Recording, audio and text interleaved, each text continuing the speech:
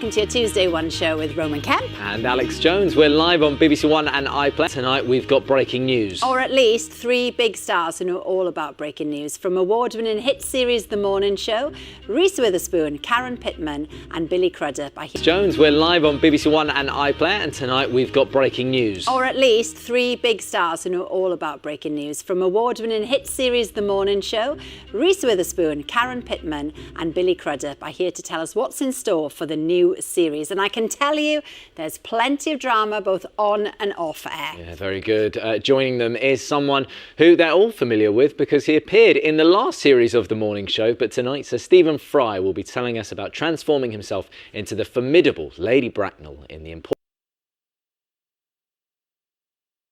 So brilliant, isn't it, that it worked for Abby and Sarah. They were thrilled. Yeah, absolutely wonderful. Right, time now to say hello to tonight's lineup. Stephen Fry and stars of The Morning Show, Billy Crudup, Karen Pittman and Reese Witherspoon.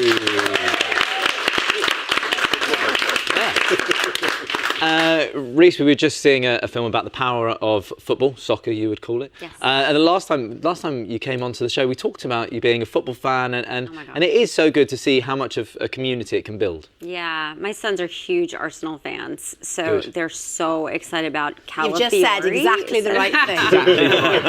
Okay. Yeah, they're so excited. They love Odegaard, they love Rice, and they love Calafiori. Wow. Yeah. Oh, really in there? So they really watch it. Yeah. And yeah.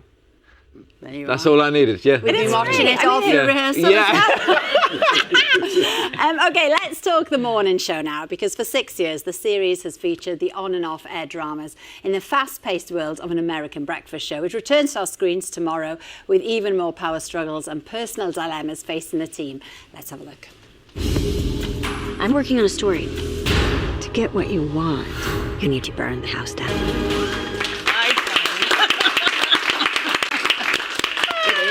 Now, it is so fantastic. People are obviously so hooked on this show. And Karen, your character, Mia, is now executive producer. Yeah. And I think what I love this time around, it's very much women in charge in this series. Yeah. Well, she's reaching for the brass wings. She wants to be the head of news division, right? That's what she's looking to do. And she's linked up arms with all these different women, including Greta Lee's character, Stella Bach, and Alex Levy, to take her up to the top. And we'll see if she gets there by the end of season 4. I've no doubt she will. She's going to get there. She's going to get something. Yeah. Reese, you of course play Bradley, co-anchor. And what I love about this show, in every series you sort of balance events that have affected the world with the drama and the storylines. How do you keep that balance, so that it's current but yet still entertaining? Yeah, well, we tackle a lot of topics that I think are on people's minds, like AI, deep fakes, just where you find truth in the news. And I think that's stuff that people are really talking about, but we get to explore the personal relationship side of it too, which is what my character does a lot with Billy's character. Yeah. Oh, well, it's what you guys do, isn't it? I know. There's chaos back there. That's why I find it fascinating. You know exactly what we're trying to do. Yeah. Well, Billy, look, I mean, your character Corey was the CEO of the show's network, but then, I mean, the downfall unfurled. John Hamm. That was but this time around, he's hungry to get back. He is. I don't think he likes losing. And that little brinksmanship he had with Paul Marks, played by John Hamm, really took him down a notch. Yeah. I mean, yeah, of course. We've known each other since we were on Friends together 25 years ago. So just to even imagine back then that we would grow and evolve into becoming producers of this television show was just a far-fetched dream. So I think it's great. We got to spend our years learning about what kind of sets we'd want to have and what kind of stories we'd want to tell. And so now we're getting to live the dream. Yeah. It's also really incredible that not just doing it for 1 or 2 seasons or 3, but really 4 seasons. And we were saying this earlier, Billy, this show just keeps getting better and better. And I think a lot of it is that top down. We got a great writer's room, we got great directors, we got great actors, but that really does stem from the work that, Jen and Reese and all of our producers do together. Yeah, and some great on-screen talent as well. Stephen, like yourself, you played Leonard last series. I had a lovely time on it. It's a very pleasant place to work. and I played a repellent figure Yeah. called Leonard Cromwell, I think his name was. Who Ruthless. Wore scarves, a kind of media executive. At one brief moment, I was chairman of the board, which was terribly exciting. A lot of scenes with Billy. But I have to tell you, you know Corey, his character, has so much dialogue. He's such a fast speaker. And we'd turn up in the morning, and sometimes on American TV and movies, you know, people are rather lax about learning lines, and they're also lax about punctuality. We British think we're the much more professional group because we've trained in theatre. And she's a bit like a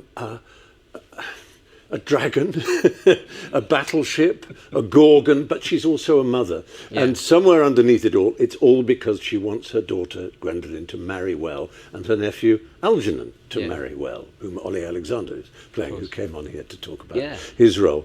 And so there is a kind, I'm not saying you feel sympathy for her exactly, but you understand where she's coming from. She steamrollers opposition in the most magnificent way, not with violence, not with threats, but just by the control of her language. Wow. And you mentioned that Reese was in a production with I could just listen to you talk. It's amazing. Eloquent about all it. British people are like that. No, Stephen, we are not. Your use of language is so appropriate too, because it is such a beautiful play. Well, as you know from playing Sicily. And I got to play it in a film version in 2021, and I had probably one of the best filming experiences of my life. Do you remember a line that Algernon, that Rupert played, says to you, and this was the line that first turned me on to Oscar Wilde when I was about 12 and I saw it in a film. I hope I will not offend you if I state quite openly and frankly that you seem to me to be in every way the visible personification of absolute perfection. Can you imagine saying that? Wow.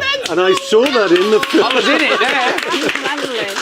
And you think, oh my goodness, I want to speak like that. And I was 11, and I was watching on the television, and I got the book out from the library, and I read it, and I read it, and I read it, and I tried to emulate that. And now you do. Yeah, exactly. But it's certainly a thrill. And being in the play, it's a bit like if someone lent you Blenheim Palace for 3 months to be inside this wonderful structure. It's a fabulous thrill. It really is. And Billy, I know you're keen to see Stephen in the play because, of course, you're here in December. I will be back in December, with a brand new play in the West End. Well, it's not a brand new play, but it's a new adaptation. It's a new play. Yeah. It hasn't been done as a play before, but Yeah. I could sit and listen to Stephen talk about theater all night long. That's and it was kind of like that on the set. Although we had Holland Taylor there for, so the three of us were working out a bit on the drama. She's a bit of a Lady Bracknell, isn't she? Most certainly. Frankly, yes. She played that part as well. Wait, Billy, what are you doing in the West End? I'm going to be doing a production of High Noon. With Denise Goff, written by Eric Roth, and just sort of Wow. he wanted to try to adapt that. It's his first play, so That's so cool. I'm excited. And it's based on the movie, presumably. I mean, the Yes. Zinnemann and It is. So we're trying to figure out right now McCarthy-era how to story. deal with wagons Yes. and gunfights and things like that. all on a stage. Yeah. Brilliant. Sounds simple. Will you have the music? stuff. But I am not the director. I had an idea. Okay, Real horses. you know what? That was an actual idea that somebody had at a certain point, and there were producers scurrying around trying to find a theater that could accommodate that. Absolutely. Turns out there aren't luck. many. There's none. Stephen, very quickly, we have to ask Yes. you, Celebrity Traitors. Tell us all. Right. Starts next month. yes, Starts next month, but you're also going to be live on stage every night. Is that perfect timing? Well, this is the most revealing thing I've ever seen about the human mind, and its vulnerability, its fragility, its failure. Can we read people? Can we deceive people? It's a very basic question that, from high politics to everyday life, we ask ourselves. And to be in it was a genuine thrill. Like we're so season excited four about of it. it. We can't So excited. So excited. Well, The Importance of Being Earnest opens at the Noel Coward Theatre in London on Thursday. Now we can expect plenty more drama.